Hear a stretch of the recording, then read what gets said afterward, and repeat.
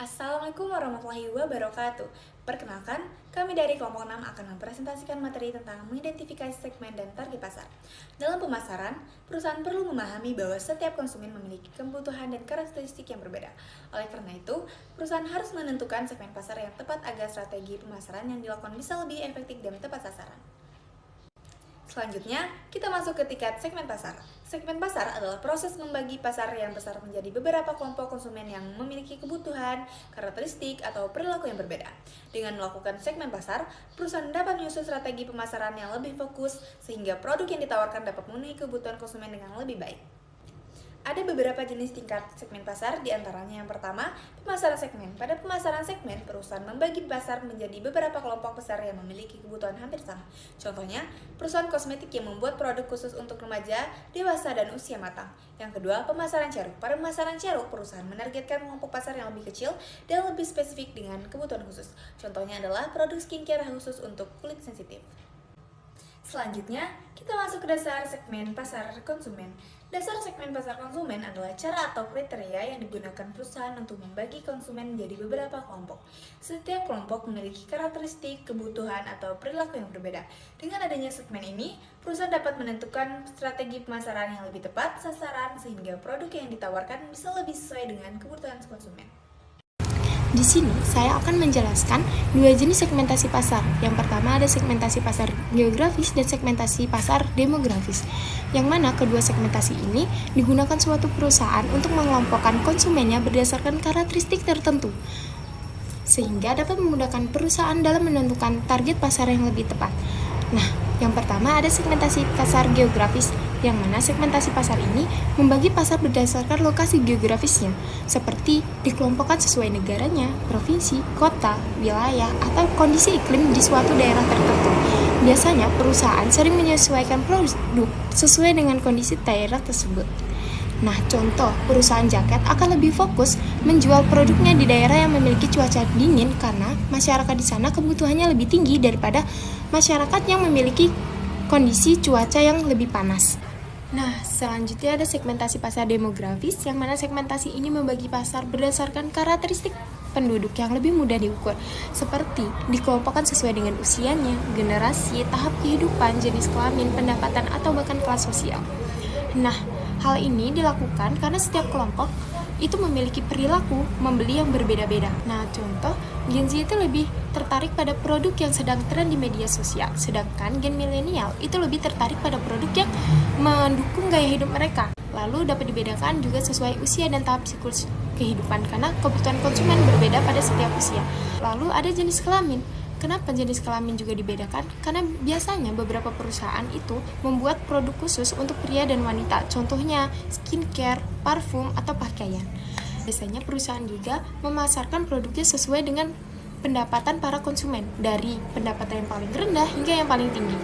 Saya di sini akan menjelaskan materi tentang segmentasi psikografis dan segmentasi perilaku. Segmentasi psikografis. Jadi, segmentasi psikografis ini sendiri merupakan segmentasi yang membagi pasar berdasarkan gaya hidup, nilai, minat, aktivitas, serta kepribadian konsumen. Yang dimana segmentasi ini sendiri itu dapat membantu perusahaan dalam memahami alasan psikologis yang mempengaruhi perilaku konsumen. Berdasarkan values and lifestyle sendiri, konsumen itu dibagi menjadi 8 kelompok berdasarkan tingkat sumber daya yang dimilikinya.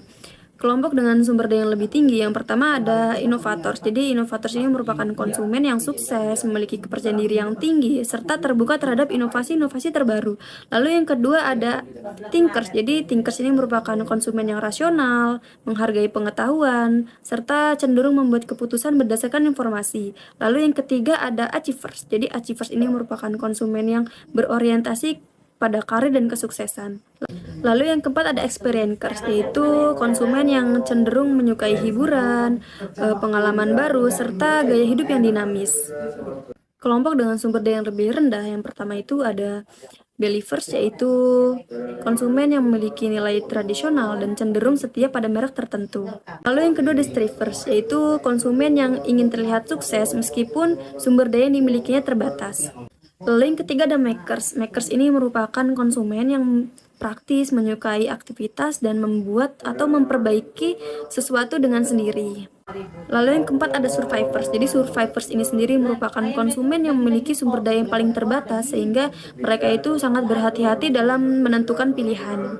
Segmentasi perilaku. Segmentasi perilaku sendiri merupakan segmentasi yang membagi konsumen berdasarkan perilaku mereka dalam menggunakan dan memilih produk. Segmentasi ini melihat bagaimana cara konsumen berinteraksi dengan produk, manfaat yang dicari, serta kebiasaan penggunaan produk tersebut.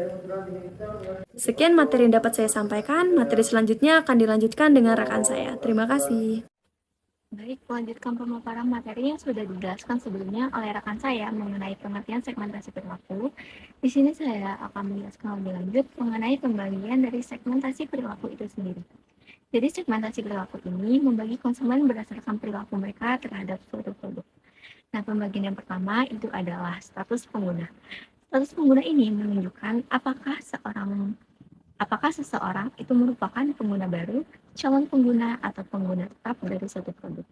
Kita ambil contoh, itu misalkan dalam pembelian produk skincare. Biasanya orang-orang yang membeli suatu skincare, ini pasti ada orang yang baru saja pertama kali mencoba produknya, atau ada orang yang masih mempertimbangkan untuk membelinya atau tidak, ataupun ada juga orang yang sudah sering membeli atau menggunakan produk skincare tersebut. Bagian yang kedua itu adalah menurut tingkat penggunaan. Nah, tingkat penggunaan ini menunjukkan seberapa sering konsumen menggunakan produk tersebut. Misalnya, konsumen ini dibagi menjadi pengguna ringan, sedang, dan juga berat. Yang ketiga itu adalah pembagian menurut status loyalitas. Status loyalitas ini menunjukkan seberapa setia konsumen terhadap suatu merek produk. Kita misalkan itu ada konsumen yang selalu membeli merek yang sama, tetapi ada juga konsumen yang mudah berpindah ke merek lain ketika sedang ada produk yang sedang promo atau produk yang memiliki harga lebih murah. Pembagian yang keempat itu adalah kesiapan pembelian. Ini menunjukkan seberapa siap konsumen untuk membeli suatu produk. Ada konsumen yang belum mengetahui produk tersebut, ada juga konsumen yang sudah mengetahui dan tertarik terhadap produk tersebut sampai akhirnya mereka siap untuk membeli. Dan pembagian terakhir adalah sikap konsumen. Sikap konsumen terhadap produk itu bisa positif, netral, atau bahkan negatif. Dan hal ini itu sangat mempengaruhi keputusan pembelian mereka. Kita misalkan itu jika konsumen memiliki pengalaman yang baik dengan suatu produk, itu biasanya mereka akan memiliki sikap yang positif dan ada kemungkinan besar untuk mereka membeli kembali produk tersebut. Nah, selanjutnya pada slide ini kita akan membahas mengenai dasar segmentasi bisnis. Dasar segmentasi pasar bisnis itu digunakan oleh suatu perusahaan untuk membagi pasar-pasar apa saja yang lebih tepat dalam suatu kondisi, sehingga perusahaan itu bisa menentukan strategi pemasaran yang jauh lebih tepat. Nah, pembagian yang pertama itu menurut jenis industri. Segmentasi ini dilakukan berdasarkan bidang usaha yang menggunakan produk tersebut. Misalnya, itu suatu perusahaan menjual produk bahan baku makanan, maka konsumennya itu bisa berasal dari industri restoran, hotel, atau juga usaha catering. Yang kedua yaitu ukuran perusahaan. Perusahaan dapat dibagi berdasarkan besar atau kecilnya perusahaan, serta kemampuan mereka dalam melakukan pembelian. Misalnya itu perusahaan besar itu pasti memiliki kebutuhan atau jumlah pembelian yang lebih besar dibandingkan dengan perusahaan yang lebih kecil. Yang ketiga yaitu lokasi perusahaan. Segmentasi ini didasarkan pada wilayah atau tempat perusahaan berada, karena setiap daerah itu bisa memiliki kebutuhan yang berbeda-beda. Yang keempat yaitu karakteristik pembelian. Ini berkaitan dengan cara perusahaan melakukan pembelian, seperti seberapa sering mereka membeli dan berapa jumlah yang dibeli. Kemudian yang terakhir yaitu manfaat yang dicari perusahaan. Artinya perusahaan membeli suatu produk karena manfaat tertentu yang ingin mereka dapatkan. Misalnya itu mereka ingin mendapatkan manfaat untuk meningkatkan efisiensi kerja atau mempermudah operasional perusahaan. Itulah penjelasan saya mengenai materi pembagian segmentasi perilaku dan dasar segmentasi bisnis.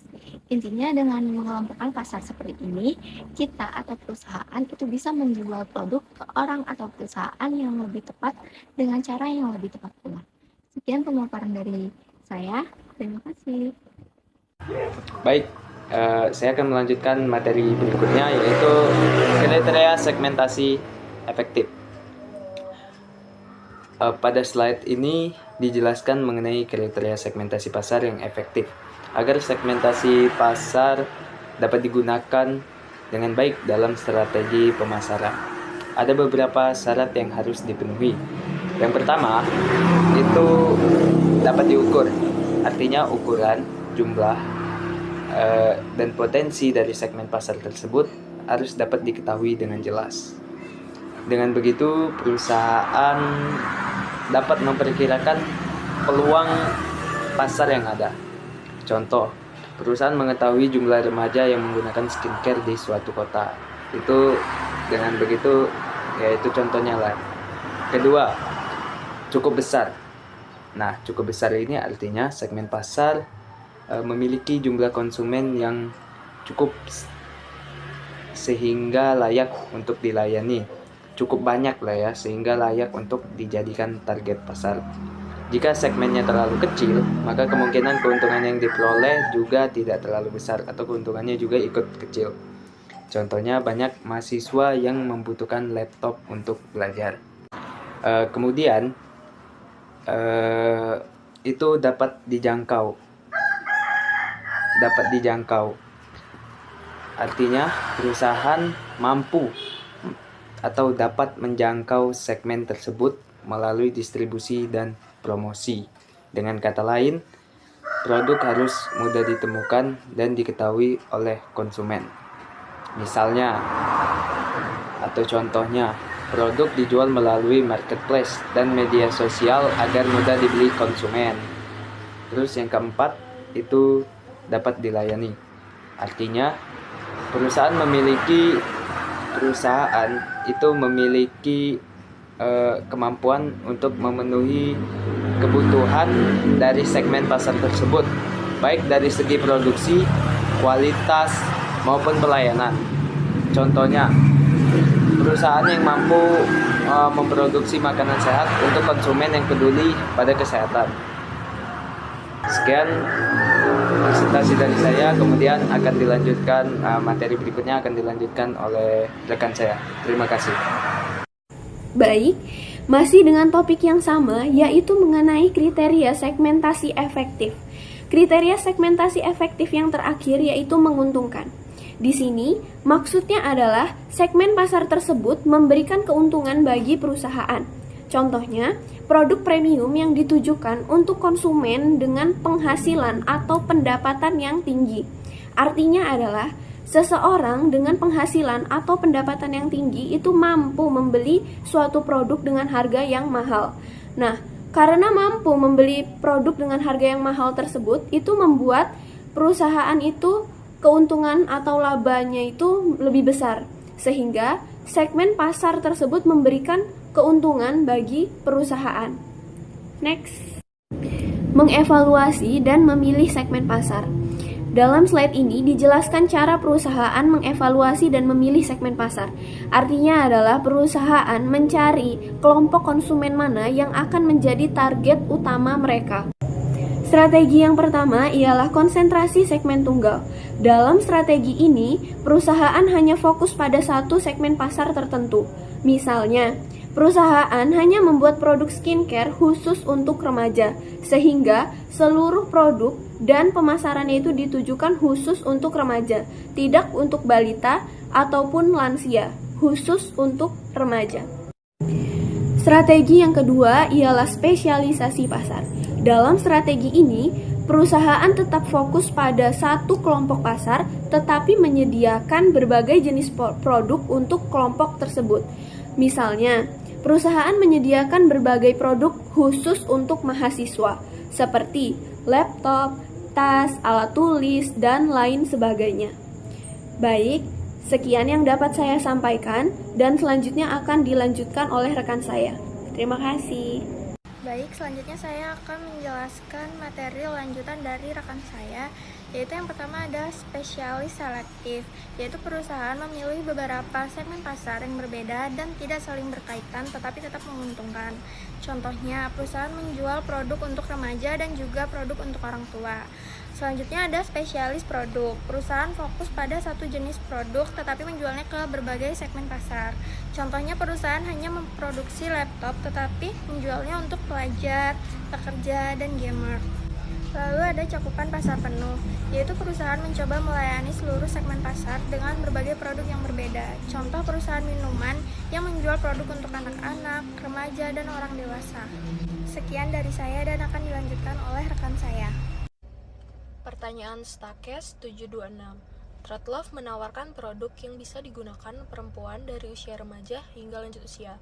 Namun, perusahaan percaya bahwa mendefinisikan pasar berdasarkan inklusi membuat mereka tidak perlu menggunakan strategi pemasaran yang berbeda untuk setiap generasi. Apa keuntungan dan resiko dari pendekatan ini? Strategi yang digunakan Tretlove membuat perusahaan dapat menjangkau pasar yang lebih luas karena produknya ditujukan untuk perempuan dari berbagai usia. Keuntungannya adalah pesan pemasaran menjadi lebih sederhana dan konsisten, biaya promosi lebih efisien, serta merek memiliki citra positif yang mendukung keberagaman dan body positivity. Selain itu, dengan menyediakan banyak pilihan ukuran, Tretlove mampu membedakan diri dari pesaing seperti Victoria's Secret. Namun, strategi ini juga memiliki risiko, yaitu kebutuhan setiap kelompok usia bisa berbeda, sehingga tanpa segmentasi yang jelas, beberapa konsumen mungkin merasa kurang diperhatikan. Pesan pemasaran juga bisa menjadi terlalu umum dan kurang spesifik. Selain itu, perusahaan berpotensi kehilangan peluang untuk membuat strategi pemasaran yang lebih khusus dibandingkan pesaing seperti Adore Me dan Aerie yang mungkin menargetkan segmen tertentu secara lebih fokus. Selanjutnya, pertanyaan Stakes 728. Apa keunggulan kompetitif perusahaan? Keunggulan kompetitif Tretlove terletak pada penggunaan teknologi algoritma untuk menentukan ukuran secara lebih akurat, variasi ukuran yang lebih lengkap termasuk half size, serta positioning merek yang menekankan inklusivitas dan keberagaman bentuk tubuh. Selain itu, model bisnis berbasis online memungkinkan perusahaan mengumpulkan data pelanggan untuk meningkatkan produk dan strategi pemasaran. Dengan demikian, Tretlove memposisikan diri sebagai merek underclothes yang menawarkan ukuran presisi, kenyamanan, dan pengalaman belanja digital yang lebih personal bagi perempuan dan berbagai latar belakang.